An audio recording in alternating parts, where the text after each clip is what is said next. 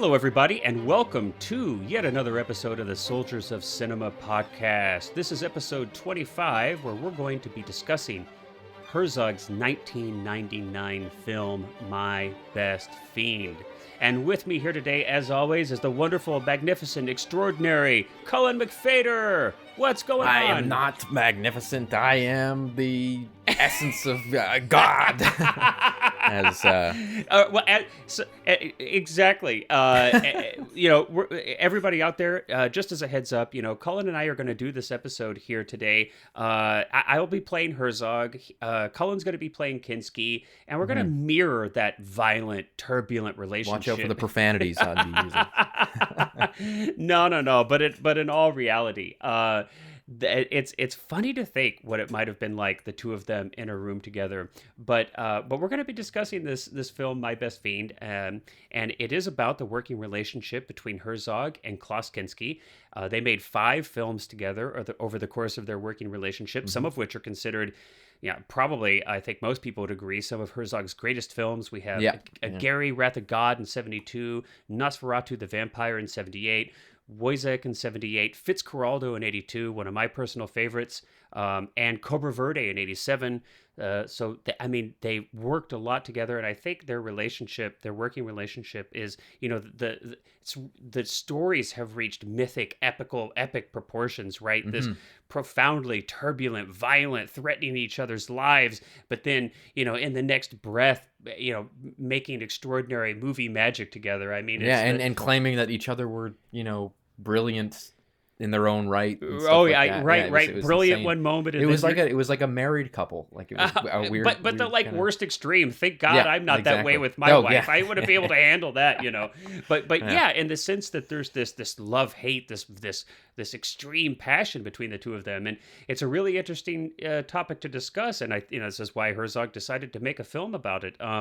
Because it's a creative relationship, it's a metaphor for the creative process. There's a lot of great things going on here, so we'll jump right in. But before we do, I do want to give a little bit of background to who Klaus Kinski was. It's a German actor.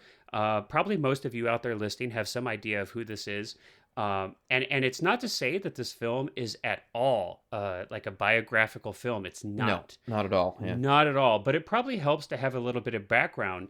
I found this to be interesting, at least, just to have some context. And he was a controversial figure, and we're going to briefly talk about that, too, to give context for all the other things that we discuss about Kinski as it relates to Herzog's representation of him in this film. But I didn't know this. Did you know that at 17 years of age, he was conscripted into the paratrooper unit for the Luftwaffe? I had no idea. I had at 17, apparently, and this is, like almost everything in his life, it's like what was manufactured, what was actually real. He claims to have deserted, but we don't know if this is true. But his second day of combat, he was captured by the British. He actually this is 1943, just for context, so well into the war. Near the end of the war. And he was actually captured by the British, and I think he ended up spending, a year plus some time as a POW by being held by the British. But that's actually where he began acting, from what I can understand, which is pretty interesting. And in prison it says, And I had read too that in 1950 he had actually did a stint in a psychiatric hospital. And that I guess there was a theatrical sponsor, but some kind of peer or teacher or mentor. He actually tried to strangle her. I'd never heard this story before, but that he was actually given like a preliminary diagnosis of schizophrenia. So I don't know if that's, if that's actually something he suffered from. But I mean, it kind of gives you a little bit of context that, he was definitely, and we'll get to this in this film, he was definitely off kilter. And I wonder if that was a result of the combat, or if that was something that was or being hereditary a POW or what. Yeah. Right. Yeah. I mean, I'm sure that was extremely stressful to be conscripted into the German army, the Nazis in World War II, to be captured, to be to have to spend time in a prison camp. That could not have been fun, to say the least, of course, not to make light of that. But then, even more seriously, though, and I did not know this until not too long ago, and Colin, you didn't, I think, know that until today. But in 2013, his daughter actually printed or published an autobiography, and she claimed that Kinski had sexually abused her when she was younger. So From 5 to 19, yeah. which is obviously horrific. And so, Herzog did not know about this when his film was released in '99. I actually looked, and I couldn't find any, and it doesn't mean there isn't any, but I could not find any public statements of Herzog's about this after this information was available. I haven't seen any comments, so I don't know if he's ever publicly commented. But it's important, I think, to kind of have this context. I think a lot of people, it's a challenging situation. A lot of people see him as a gifted actor, but I think it's important to kind of represent the fullness of who he might have been. So I just thought that would be kind of an interesting thing to kind of present to people. But let's jump into the movie then. It's like we said, it's not a biographical film. I really think that this movie is more about Herzog. Oh, absolutely. Yeah, than it is that was about one of the first Kinski. things that I mentioned when we were just kind of having a Right. preliminary chat was that it seems like, Herzog is definitely probably on screen for this more than any of the other documentaries, I Yeah. would argue. And B, it seems like Herzog almost took a step back from like full-on directing scenes and allowed his crew to have more kind of freedom with how they chose to shoot it, so that he would, because of the fact that he was a subject of this movie as well, Right. that he would almost kind of eliminate that bias to shoot. But there are moments in this that we'll get into where there is definitely this moment, because of course Kinski is not alive at the time of making this movie, where you kind of have Herzog's word against Kinski's, and Herzog, of course, has the last word. And it's really interesting to see moments like that where there's certainly things that they disagree on. Yeah. There's moments, and I mean like moments of historical accuracy between the two of them, where they give different accounts. And of course, the ones that we hear in this movie are of course Herzog's. Yeah. It's almost like a lawyer or a judge kind of acquitting themselves from a It's an interesting way to look at it. Yeah. because there's like a personal bias involved. But Well- but again, there is certainly still that perhaps unconscious bias in the movie. Right.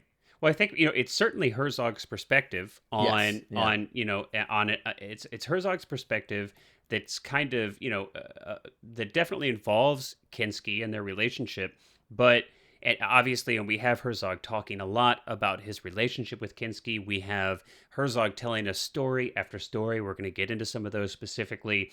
And clearly, Herzog is a master storyteller. And we already know this behind the camera, right? But when you look at Herzog in this film, I mean, there are uninterrupted takes that are 2, 3, 4, 5 minutes long, right? Single cuts where, I mean, he's masterfully telling these stories. And I don't know, Vivid detail, yeah. vivid detail, and they're totally compelling. It's totally And the funniest thing is that captivating. when he tells these stories, he's captivating even the people that were there. Like, Right. you'll watch some stories where he's telling stories sitting beside or standing with the Yes. people that were actually present. Yeah. And but it also, to me, makes me wonder again what is factually true in this movie and what is kind of the more Always. exaggerated truth, because Always. Yeah. I almost feel like a lot of the times when those people that were there or kind of listening to Herzog tell this story, perhaps they're thinking in their head like, well, I don't quite remember it that way, but and that like there's kind of a funny expression on some people's faces sometimes, which is really interesting to me, because again, we've discussed numerous times in this podcast the idea of what is true may not be what is factual, And what is that feels factual doesn't especially necessarily. in Yeah. storytelling. Right. And we so- know that Herzog is much more, I mean, he is overwhelmingly concerned with an ecstatic truth, as he would call it, as opposed to Yeah. an accountant's facts. Yeah. So I almost always, I go into all of Herzog's films fully recognizing that, he's a storyteller. He tells stories to effect. I'm almost certain that he's exaggerating. He's, kind of compiling and synthesizing, and he's, I do think he's genuinely shooting for what he believes Yeah. the real heart of the truth of the thing to be, as opposed to what would have been an objective truth. And it's interesting. Hmm. And it's interesting. I mean, you mentioned this right off the bat. Kinski's not here. He died. When did he die? I think it was 91, I 91. think. So he, Yeah. he died 8 years before the making of this film. So although Herzog is using footage of Kinski, of course, he is the one in the driver's seat. He gets to Hmm. pick the footage that he's choosing the footage. Hmm. But to be fair, I mean, I think he shows Kinski at some of his worst, at least the worst as it was known at that time. Hmm. And And caught on camera. and Yeah. caught on camera, and right, of course, and then he also has people speak to him in really glowing, positive ways. He brings Eva Madison, Claudia Cardinale, two actresses in two different films that worked with Hmm. Kinski, and I mean, and they just gush Yeah. about They what say a that he was an incredible kind, actor. Yeah. a kind, generous, warm, vulnerable, thoughtful person he was, in addition to being an extraordinary actor. So, but Herzog ends the film even in a an extremely, or well, I would say a bittersweet moment. I don't know if but definitely admits that there was more than one side to Kinski, and Hmm. admits that there's more than one side to himself. And this is where we know that Herzog loves to play with metaphor, and I think that, like many artists, if not maybe most or all, see the world through this lens of symbol, right? That everything could be a symbol or a metaphor for something else. And we hear Herzog talk about this constantly. He, whether it's Fitzcarraldo and the ship over the mountain. I mean, the reason that these things are important to him is because they're metaphors for something. And I really feel like that's how he's approaching Kinski here. Hmm. Not so Yeah. much as a human being, but he's processing what this relationship symbolized to him, and maybe even how was Kinski a mirror, or how did Kinski reflect him, Herzog to Yeah, back and to affect himself his work too. and Yeah. affect his work, right? And so those things are what I find so fascinating, right? I mean, Yeah. obviously, the personalities are extremely interesting, and it would be an interesting subject just to have a biographical story about Kinski, but that's not at all what's happening here. Well, and in line with that, one of the funny parts, speaking of biographies about Kinski, is that Kinski wrote an autobiography, but in this, Herzog claims Right. that it was wildly inaccurate. Which, So which again, and I would it's- love to and what would Kinski say about this film, which is that's kind of the joke, I guess, is that I'm sure that Kinski's book was dramatic, completely dramatized, but of course so is Herzog's so is film. this. Likely so is this, yeah. And Um, but that's a good point, and just to take it further, one of the things I thought was so interesting about that scene that you're talking about. So in the film, there is a moment where Herzog actually has Kinski's biography, or autobiography, actually, I think, Yeah. and Herzog's talking about kind of recanting the story about how Kinski was that Herzog actually helped Kinski come up with some of these derogatory terms. They actually broke out a thesaurus, and Herzog was, "Oh, you should say I'm this. You should say I'm that. Let's really, crank this up." And Kinski said, "Well, hey, I have to say that it was something bad, right? Because that's what sells books. I have to say something bad." And Herzog's like, "Yeah, I know. Let me help you."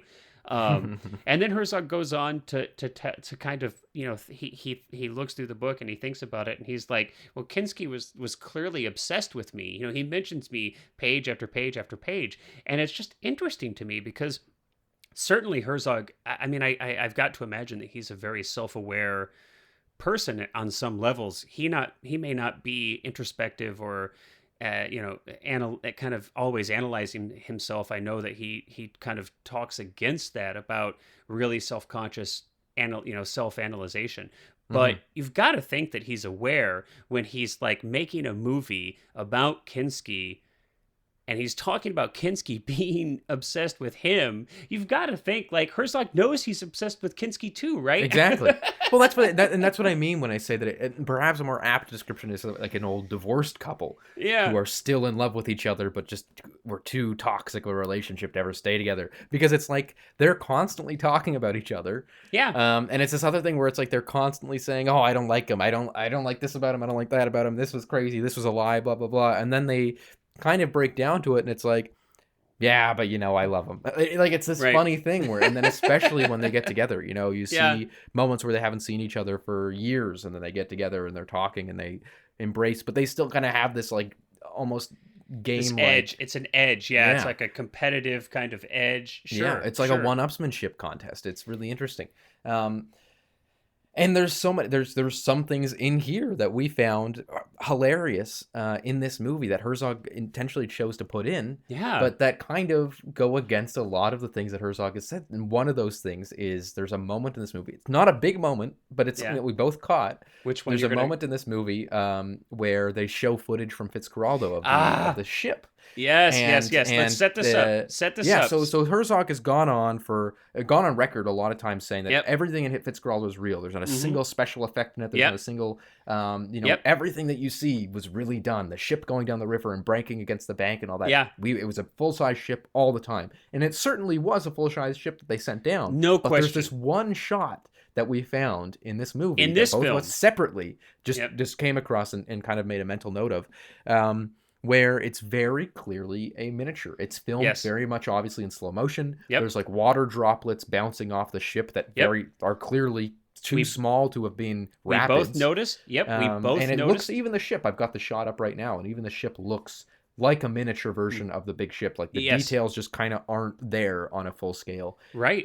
So we thought that, it's funny that Herzog chose to put this into the movie because perhaps he thinks that the shot looks so real that he can still get away with it. Or perhaps that he's Maybe. almost pulling the cloth away and sort of saying like, see, Right. I did trick people. And but you know I do what think we've that got it to is do, funny I think what we've got to do, and I want to come back to this, when we do an episode on Fitzcarraldo, I want to double check to make sure that this scene is actually in the in film. the picture. It Well, could- I mean, that's what's interesting is that it's on both the Wikipedia and on a website called, I think it was like shipmodelsinmovies.com or something. like a database And of- both of them reference Fitzcarraldo and say that in the movie, like not cutscenes on everything, but in the movie there is no credited model maker. There's no credited. They hid the person fact. For like a miniature effects artist or anything like that. There's nothing credited in the movie for that. Right. So And I do wonder. I do. Is it Herzog? Like, is Herzog aware that this shot is kind of clearly a miniature, and he's putting it in there to kind of play with this self-aware fact that he goes like, perhaps it's just all meta, and perhaps that the whole point of that being in there, and there also could be the aspect of I'm just reading way too much into this, but perhaps it is this meta thing on Herzog's part where he's like, I'm talking about how much Kinski makes up. I'm talking about how much Kinski lied about all of these events, and I'm putting this in there to kind of prove, hey, I also didn't tell the truth. I don't know. It could be that. It could also just be that Herzog thinks it's a cool shot that looks real enough to be put in there. I have no idea. And I love both. Obviously, I lean towards I love the first explanation more. I hope that that's the one it is. Mm-hmm. But you're right. There's no way that we can know. Maybe one day, if and when we ever get Herzog on this podcast, we can ask him about it. But yeah, it's so funny that stuck out to both of us. I missed that on my first viewing.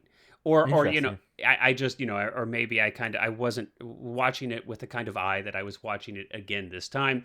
But I did miss it. I don't recall that ever sticking out to me. And I agree with you. I think it's fascinating because as soon as I realized that, I made a note. And right when we were talking, in preparation for this podcast, I was like, Colin, wait. Oh my gosh, you've got to pull the film back up. You got to go to 30 minutes. Yeah.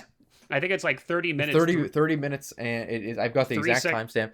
3103. 3103. So everybody out there, go to 3103. It's on Prime Video if you got Amazon Prime Video. But we've looked it up, and I think all signs point to that this is a model. It is a special effects shot, and I cannot tell you how many times I have heard Herzog talk about Fitzcarraldo and talk about the vital importance of the ship being real. It's in the masterclass. It's in the masterclass. It's in the masterclass that we have done episodes on previously. And so I agree with you, Colin. And I also just want to clarify that this isn't us like going, look at Herzog, like we've outed Herzog as a guy who's a fake and a phony. No. I love this. Like, I think that this is just, if anything, it enhances the mythos I agree. of I agree. Herzog's filmography. Yeah, and I it's agree. one of those things that, again, and I think me and you went over this before as well, where it's like, if we were to ever ask him about it, it wouldn't be a gotcha moment. No. It would be more of a moment of, clarification in terms of like, you've gone on record saying how vital it was to make sure everything was real. Why is that in there? Like, Yeah. I wonder, I actually am more curious as to the point, and why is it in this one? Yeah. Because that is a shot that he would have had to look at and cut out. It's not like in Fitzcarraldo. He maybe could have there was put any shot, yeah. right? He could have Yeah. put any number of shots from Fitzcarraldo where they actually absolutely positively used the real ship, because they Yeah. most certainly did use a real ship. That's no question. It was for just a very small, what we read was for some of the whitewater rapid scenes. Yeah. That a model was used for some. I'd have to watch Fitzcarraldo again to see, and Right. it's easy to pinpoint. Like, it's not difficult to kind of make it note stands of. out. It stands out. Yeah. But no, I just think it's interesting that in this movie, where it is so much about these two almost opposite sides of the same coin, telling different stories about the same events, telling or having different impressions of who was, even the moment when Herzog says, that's our next podcast. Let's throw that's Hitchcock our next in here. That's our next podcast. We'll do Hitchcock. But Herzog says, Kinski thought that I was insane and said that I was insane, but I'm not insane in the clinical sense. I'm very sane in the clinical sense. And it's like this funny little bit but then Herzog, of course, goes on to, I don't think Herzog ever actually explicitly says that Kinski was insane or psychopathic or anything, but he does kind of allude to his derangement. I can't remember. He might. He might. I don't think it's ever explicitly said. Not medically. I don't know that he never goes so far as to say like he is medically, he's clinically insane. Yeah. But I think he says just about everything else under the book. Well, and I agree. I think it's interesting. And you're right. I mean, because of the context of Herzog is always. I mean, look, he's probably, I can hardly think of another director except for maybe somebody like Kevin Smith, and that's obviously a very radically different type of director. But I can't think of hardly any director who talks about their work as much as Herzog talks about his work. And I mean, let's think about it. This is a movie where Herzog he's made a movie about making movies. And half the footage in this are clips, shots from his other films, and then mixed in with his new interview footage. But I mean, he's constantly his Q&As, his masterclass. He's got a handful of numerous books. I mean, he spends and he's constantly speaking. I mean, he's constantly traveling the world, doing speaking engagements.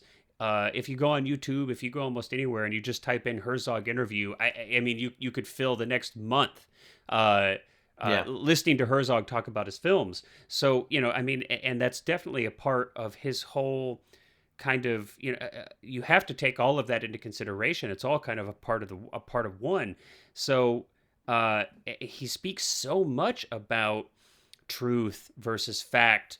And so we know this is an important part of his films. And so you're right. That's why this is fun.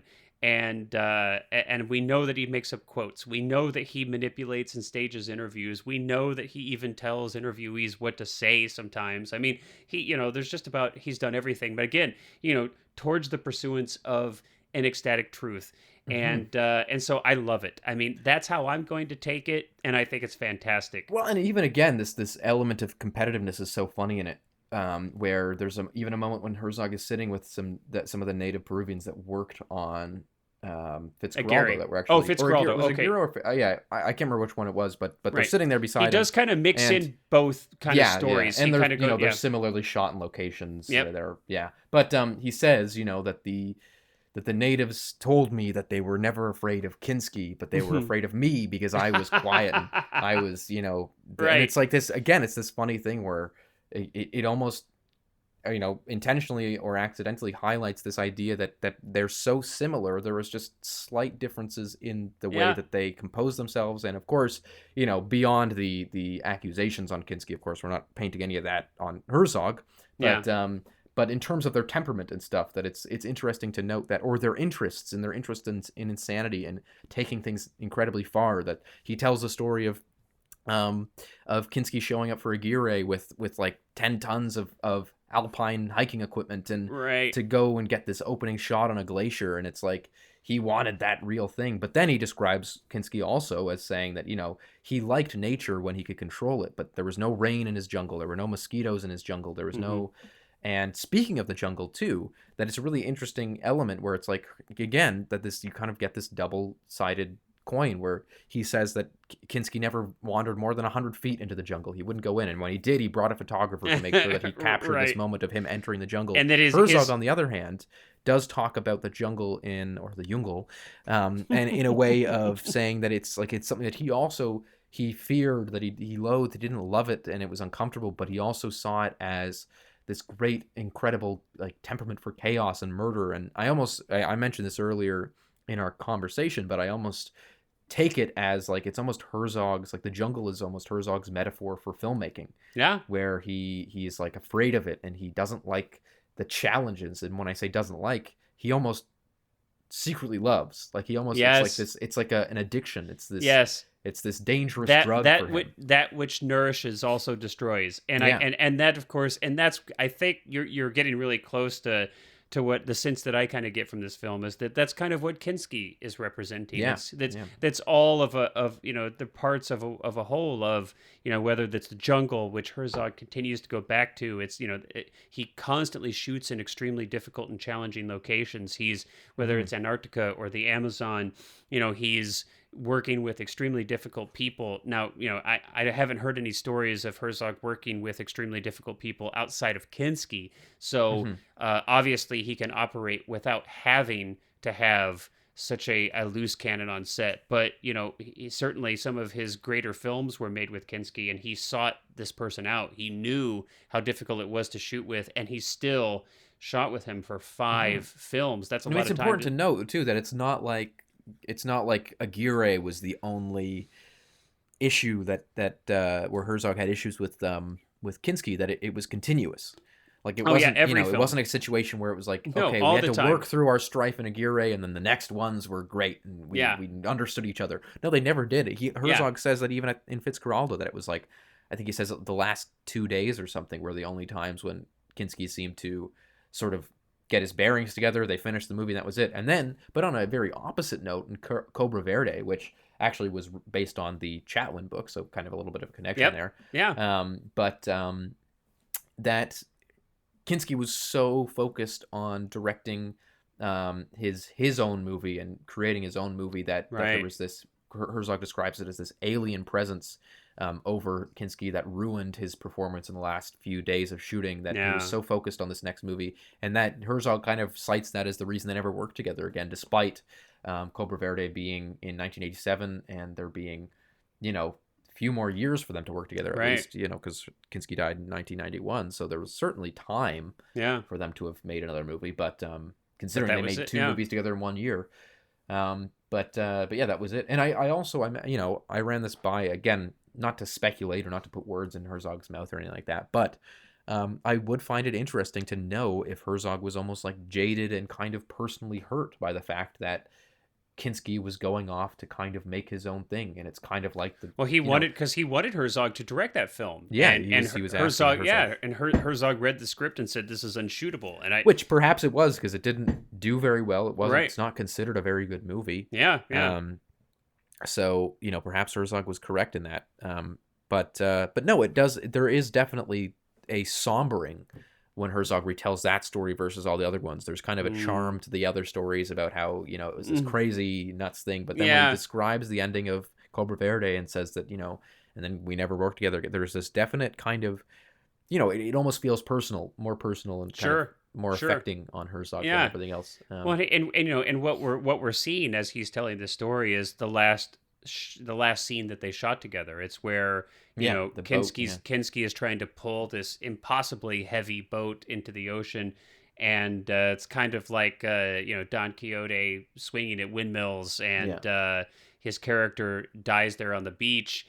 And so I agree. I mean, it is it's interesting to speculate or to wonder why they didn't work again. I mean, Kinski was only alive for about 4 years after that. But like you said, they had made 2 films in 1 year at one point. So, and I think it's 78. So, certainly they could have made another film, but who knows? As we get older too, we're willing to put up with less and less crap. That's a good point too. At least I know I am, right? It's like, and Herzog would have been, I guess, in his late 40s when doing Right. Cobra Verde. So Right. yeah, I think there he was in certainly his could just be a level of matureness that he was just kind of like, all right, just tired. I'm done Yeah. with this. Yeah. I'm done with this. Yeah. And I also think it's, because it's also not a situation where Kinski was only like this with Herzog. There's the famous story of him and getting offered the part for Tote in Raiders of the Lost Ark. Right. And then he responded to Spielberg by saying, this is an actual quote, this script is a yawn-making, boring pile of shit and moronically shitty. So, of course, I love Raiders. Raiders is a great movie. Me too. But I do think it's hilarious that, he was certainly not one to mince words. Yeah. And so it wasn't to say, I can't, honestly, I almost wish he did take that role just to hear and see how differently the production of Raiders would have gone with Kinski there. I mean, I don't Raiders even know was if he would have survived. Perfect, yeah, I mean, I don't even know if Spielberg would have put up with that. No, crap. I know. Raiders was a famously really well done production, like that. There were very few issues. That it was really smooth, under budget, under schedule, or ahead of schedule. So I wonder if Kinski was there, what that difference would have made in that movie. Kind of hilarious. It's a fun thing to think about, no question. The original performance, and I forget the actor's name, did an extraordinary job, by the way. But who's an American? He wasn't even a German. That played him, but it is a super fun thing to think about. I mean, and just to go back a little bit to this, I mean, well, actually, you know what? I actually want to bring up something different. I want to talk because this is something that I think about, as I watch this film. And as I, hear the stories, not just, from Herzog telling them here in this film, but, they're throughout. I mean, it's like so part and parcel to the mythology of Herzog as a director. How difficult it was to work with Kinski and how violent that relationship was. I can't help but to think, and I'm curious to have a conversation with you about this and see what you think, what would that mean for today? And what would that mean for us, for you and I, personally as filmmakers? I think, obviously, we're in 2021 right now. We have gone through like the Me Too movement. Yeah. There have been a lot more accountability on sets. A lot more accountability on and sets. And just in businesses in general. And just, right. And absolutely appropriately so. Yeah. Where, a lot of people, whatever the kind of abuse it is that, and especially on film sets, where there's often huge, discrepancies in power potentially between, gatekeepers and, people who are desperate for work. But, what do you think? So, here we have, Herzog, Kinski, he's screaming and yelling at other crew. He's disrespectful to numerous people on set. Yeah. Now, not to everybody, because like I said, we have other people here who say that he was fantastic. But clearly, I mean, he was disrespectful and violent to Herzog. And tried to get camera operators fired. So, and it's undeniable that the final product is great. Undeniable, right? So what do you think? Like, how does that calculus go in your head? What would you do today? I'm just curious. Like, I mean, I've never had, I would say the most closest I've ever had to a difficult actor or a Kinski-like actor was when I was at a film camp when I was like 13. And, wait. I have to stop you. Okay, I'm so sorry. But hold on for a minute. Just hold on for a minute. Hold on. Oh my gosh. Okay, wait. I need to draw this out. So let's imagine a 13-year-old Cullen. So this is just back when I also spoke like Herzog all the time too. This is just 2 years ago for you. So yeah, exactly. No. Sorry, I'm so sorry. So it's like, so you're 13, and when you're 13, what is that, like sixth grade? Is that about sixth grade? Something? The seventh. I would have been going into, or might have just finished seventh grade. So you're middle school. You're middle school. So here's what I'm imagining. I'm just imagining like Director Cullen. You've got your megaphone. You've got your you're like directors. Spielberg is what they used to call me. You've got little Spielberg, and you've got like your safari vest on with and you've got your little hat. Yeah, all the yep. And I can just imagine like a fellow 13-year-old with like wild blonde hair, like shooting out in all directions, like screaming at you in German, And I've got a mustache at that point too. You've got a I've full got Herzog's mustache. big Yep, mustache. you've got a Herzogian mustache, and and there's like a 13-year-old Kinski over there screaming, and like, oh my god. Okay. Well, what's funny about this though is, and it's not actually all that inaccurate. I won't mention the kid's name. Of course, God forbid he watches, but we never got along. I always hated him. Yeah, I'll put it that way. So sorry to interrupt. Sorry to interrupt. No worries. But it is a picture. very funny story. Because Sorry, please tell it. We would be doing scenes or shots, and it was like everyone would have a role in the movie. The film camp was it was a great experience for me growing up because it was run like a real set. We had sound recorders, we had people on boom, we had people. It was very much like, I would have loved to do that at that age. Yeah, awesome. It wasn't just going out with a cell phone. We had interchange, like we had DSLRs, real gear, so things like that. And we had to do reshoots. And we were doing reshoots this is a very specific story. We were doing reshoots in a different location than the original scene was shot, but the reshoots were all close-ups of just like elements, just basically cut-ins and inserts. And but he was saying like, I'm not going to do this because we're not in the same location. It's going to look stupid, and everyone's going to know that we filmed this in the same location. And I've actually, not that maybe I'm being a little bit hurt like Herzog here. I've always been quite calm tempered. Like it takes a lot for me to lose my temper and stuff like that. I'm quite cool, calm, and pretty collected. Even. Is Yeah. Easy way to describe it. But I just remember kind of having to like work with this kid who was the same age as me and just sort of go like, will you just shut up and do the scene? Because like, it's not going to make a difference. Nobody's going to yell at us because the wall is slightly a different shade. That's hysterical that you say that, because I mean, that was, one of the people interviewed in this film was a photographer, and I think his name is Beat. I don't know if I'm pronouncing who's taken a lot of the famous photos that Herzog was used for his posters and stuff. Which are highlighted in this film for sure. But this photographer, Beat Presser, is there, and he's actually kind of telling a little bit of the stories about how, okay, so yes, Kinski was off the rails, and he was inappropriately violent, and his mood swings were just erratic and happened just boom, he could turn on a dime. But when it came to whatever it was that he got mad at, it was like he was right. There was always a thing. There was like, and he was right. There was like an issue with the lighting. There's an issue with the sound. There's someone was talking in the there's background. There's somebody, there's like 30 people standing around, but somehow he can pick out the one person who's talking 30 feet away or something. But he was always right. It was like he was extremely exacting. So I'm just imagining, this guy was just that is exacting. Interesting though, because that does contradict a little bit of what Herzog said earlier, which is when he describes that he didn't know his lines, so that he would pick it. So then he picks out the camera operator and says he smirked middle of the take, and I couldn't remember my line because of that. And sure. Herzog pretty much alludes to the fact that no, the camera operator didn't smirk, but he's looking for an excuse to make himself. So I wonder, and of course Herzog doesn't push back on the photographer saying that. Herzog more so agrees with him in that instance, but it does technically contradict the story that Herzog told earlier, which is that it's likely all kind of right. It's like exactly. It's all kind of part of this. That of course, there's not just one, and that's what makes these things so interesting. Is that this is Herzog's truth. But there is no objective truth. Kinski would have his truth. Herzog has his truth. His photographer has his truth. And so that's where every artist subject is a mirror, where we kind of see ourselves, and in the exploration of that subject and the communication of our viewpoint about it, we're basically revealing ourselves. That's what makes art so wonderful to me. And so that's where this film is really a film about Herzog. It's really a film about him as a filmmaker, and often in very literal ways, right? I mean, it's Herzog on camera talking about his experiences making films, his challenges.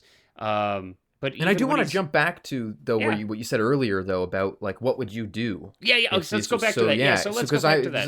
That was because this is important. This is important, I think. So that's why I specified that the only time I've ever had difficulty with an actor to that level was that. But let's bring ourselves today. Let's bring ourselves. You're on a significant production. Let's say like something like this happens. I mean, would you make the trade off? And I don't think I would. Should I really. I guess the easiest way to put it is that I have a very low tolerance for bullshit. And clearly Herzog doesn't. Clearly Herzog was able to put up with a lot to get his movie made. But no, I would. if I was Herzog um, and my lead actor in the middle of the Peruvian Amazon decided that he was going to walk off set, I wouldn't have been like, I'm going to kill you. I would have been like, okay, go. Yeah. Scripts changed. Your character died. Fell in the water, and that's the story. And then Fell now in the we're water. and so like and I know that sounds ridiculous. It sounds like you couldn't. No, but rewrite, I understand. But you wouldn't put up with it, is what you're saying. You'd no, find I would work say around go. Yeah. I don't need that. And it was the same thing then when I was doing that thing when I was 13, where I was like, I was ready to be like, I only need your hands. You can go. I can fill in for your hands. Sure. So it was very like I really don't have. I mean, you're an international I have a lot of model anyway. Yeah, so exactly. That's these beautiful nails don't. They have got not a lot of work through COVID, but no, I think it's interesting that that Herzog did put up with that, and I wonder if Herzog would put up with it with other people, or if it was just or if he would do it now. Because there is certainly a specialty. I know we I want to kind of talk a little bit about in relation to this. Fitzcarraldo originally, of course, was starring Jason Robards and Mick Jagger and of Mick the Jagger, Rolling Stones. Yeah, and neither of them could. Continue Jason the movie, got sick. so they had to. Robards got sick. Yeah, they had to scrap and so Mick Jagger's character was just scrapped entirely, taken out of the movie. Which is interesting to note that Herzog. So I am a Rolling Stones fan. So for anybody who's a Rolling Stones fan out there, it's interesting to note that at least according to Herzog, he did not replace Mick Jagger because he felt like his performance was outstanding and that he was unable to replace that character with another actor. And Mick had to bail out because of scheduling conflicts. There was either recording or touring going on. And of course, when Robards got sick... I think it was a tour. I think it was they were going on a tour, Yeah, likely going on a tour. And but they shot, as far as I understand, I mean, like maybe 2/3 or... I mean, they shot... Yeah, they shot a lot of it. Yeah. And then... but then Herzog... So then at that point, Herzog says that he was looking at other actors and even... So John... Or... what's his name? I love what's his name. Why am I forgetting his name? What's his name is great actor of what's his name? Jack Nicholson. John Nicholson. Why was I thinking John Nicholson? Jack Nicholson. I've met Jack Nicholson too. Jack Nicholson's very, very little known brother, John. In fact, Jack Nicholson was the actor I was dealing with when I was 13. But whoa, that's amazing. You look at and Herzog. So he was says 60. That, so you were 13, yes, and you were directing. With a 60-year-old Jack. Because isn't he like 85 now? I mean, he's got to be quite old. Yeah. But Herzog even considered doing it himself and playing Fitzcarraldo himself. But eventually Kinski was like, I knew that I was supposed to play it. But you look at the point of my long ramblings here. You look at the shot of Jason Robards playing Fitzcarraldo on top of the church tower, ringing a bell and screaming, "I need an opera!" And which Herzog has in this film, right? So yes, there is a section where Herzog shows the original footage, which is really interesting. It is of Mick Jagger and Jason Robards. There's this. He shows the scene where they're up in the church tower, and they're saying Fitzcarraldo saying, "Give me my opera house. I'm shutting the church down until you give me my opera house." Right. And so you look at that, but then it cuts to pretty much immediately, like it's pretty much just a cut from scene to scene. Cuts to Kinski doing the exact same scene, and there is such an energy with him. There's this insane night and day pulling in magnetic performance by him, and so I can understand. I can totally kind of empathize with Herzog in that way, where it's like he definitely was a special actor in that way. He was definitely special. He also, again, Herzog also says that he enjoyed Mick Jagger and Robards separately. He says that that they were fine actors, but it's just there is this, and here Herzog himself also never even makes that claim in the movie, where he says that. He doesn't even say that. He doesn't say that, like, look at the difference between the two performances. No. He just puts them beside each other. He lets the images speak for themselves, I think. But it's also, I just want to point out, too, because I'm always questioning. Right? It is entirely feasible. And frankly, I would do this if I were the filmmaker. Yeah. It's entirely feasible that Herzog took the worst take of Robards to emphasize the contrast between the take from the finished film of Kinski. Yeah. Because this is right. That would be the quote unquote truth versus fact. The truth is Kinski was the only one for the job and the fates proved it. But, and see, look how compare Robards to Kinski. So now I'm not saying Herzog did that. I have no proof that he did that, but I'm saying that in the context of everything we know about Herzog, I've got to kind of assume, I lean towards that, that's very much a possibility, right? Yeah, So, totally. which would just, it just kind of like falls in line with so much of what he did. But I want to go back to, because I want to talk a little bit about that, about what I think I might do Yeah, yeah. if, I think, the answer for me is pretty simple. Now when I was younger, I think that I would have been much more, I think, I would have said all that matters is the film. And I know Herzog has said this numerous times, Yeah, over that and this over film and is more over. important than our bodies, our The lives. film Yeah. is more important, and I do have to say, and for purists out there, for you true believers, for you soldiers of cinema who would die on the battlefield, on the front lines of film, I do have to say right here and now that I would not sacrifice somebody's well-being. I wouldn't sacrifice No. my own, and I wouldn't, to the best of my ability, I would not put anyone in any kind of significant harm's way, certainly not conscientiously, and I would definitely not tolerate an actor or a crew person or anybody else treating somebody unprofessionally on my set, Yeah. much less treat people the way Herzog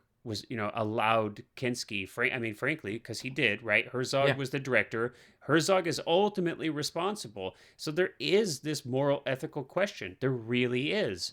And for me, I would never make, I can't imagine that I would make, right? I guess never say never, and you never know what you would do unless you're in a certain situation. To be fair, Well, it's also important to note too that Herzog on Fitzcarraldo was the producer as well. So Yeah. it's not So, it's of not a course. situation where some producer was No. like, this guy has to be in it. Correct. Herzog had full control. He could have. Now I don't know what their contractual agreement is. Maybe but the bottom line is, for the most part, we can assume that Herzog had control, and he could have let Kinski go.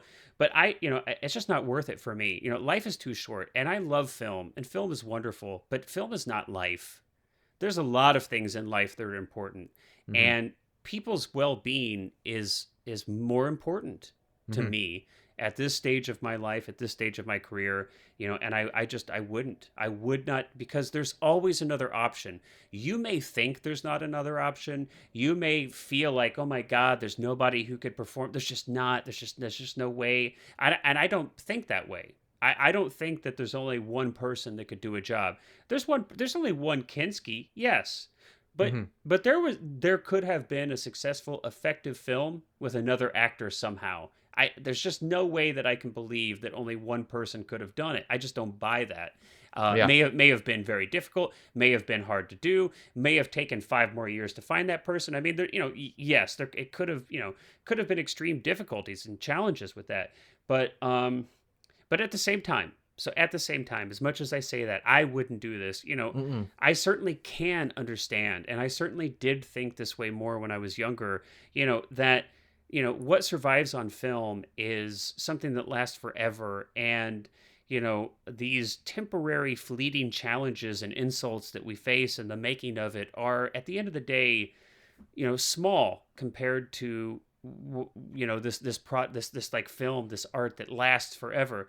But just, for me, I might be, maybe I can put up with some, right? If I choose to put up with somebody who's insulting me and berating me and treating me poorly, that's one thing. But if you have crew that are working there, if you have other actors that are working there, and they don't have the choice, they didn't make the choice, they didn't say, okay, I accept being treated especially this way. the indigenous people. Anybody, there, too, anybody. When, they don't have the choice, right? You're creating an unsafe working environment for people. That's unacceptable on multiple levels. It's unacceptable legally. It's unacceptable morally. We know in Fitzcarraldo, there's an entire section on the Wikipedia page for deaths, injuries, and accusations of exploitation. And that's a whole right. And Yeah. that is a whole other discussion. And it might warrant down the road, an episode all in and of itself, not just for the film about Fitzcarraldo, but the just lengths of right. But which about filmmakers take their work. Yeah. And Herzog is definitely one of the, and he will say time and time again that he's very safe, that he, does not take extra risk just to take them.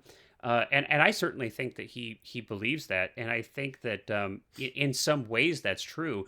But I think that his philosophy of filmmaking doesn't leave him a lot of choices when it Hmm. comes to things, right? Yeah. So, Yeah. so in his mind, he's kind of like, well, I have to make the film, and I can't find anybody else to make it than Kinski, so I will make it with Kinski. So Yeah. that's kind of the calculus that goes on. He's like, well, it's vital for me to pull a ship over a mountain, so And I mean, uh, I guess to compare again, because the whole thing is like, what would we do? What yeah, versus our careers and stuff. yeah. I mean, again, I had a situation where I was doing a Western, and the lead actor in the Western that I had, the only person that was willing to do it, because it wasn't paid, it was just me and some friends. The only person that was willing to do it had braces. And most of the movie he doesn't speak, so it wasn't an issue. But there is What? a dialogue moment at the end, and you can see, I did my best to hide them. But also Yeah, at the end of the day, I was like, you're am I gonna young. not make the movie because somebody, Sure. one of the actors braces? Am I gonna go, okay, can't be done, Wait, or wait, am I just wait. gonna go out and make the movie? So, So Cullen, I can't. You give me such great ideas. So I'm imagining the scene. Okay. Imagine with me. Imagine with me. Imagine with me. Where it's you've got Clint Eastwood, right? mhm, Let's say circa like when was Good, Bad, and the like Ugly made? Like 67, 68, 67, yeah, 68. And he's wearing his like trademark hat and the poncho and everything, and he's got the stubble, and he's like, and you see him, he's like, we got have like the cigar in his mouth. well, right. Well, we like, we're like, we see him, you like, we come in and we're like maybe like a close up on the horse, or like a spurs, and we move up, and we're slowly revealing the character on the horse, and maybe we see like a match like strike, the heel of his boot while Hmm. we're down there, and we follow the match up, we're panning up, we're coming up, and he's got one of those cigarillos in his mouth, and Yeah. he lights it. It's like Clint Eastwood, like at his most badass, and he removes the cigarillo from his mouth, and he has braces. Yeah, I mean, it's also funny because that friend of mine, he is older than he's 5 or 6 years older than me, so he's Yeah, much older. And originally, the reason that he was cast and the reason it wasn't an issue, he wasn't originally supposed to speak. The yeah. script just changed so much through the production of that movie that the ending wound up having him speak a few lines, and that's where, of course, you can see the braces.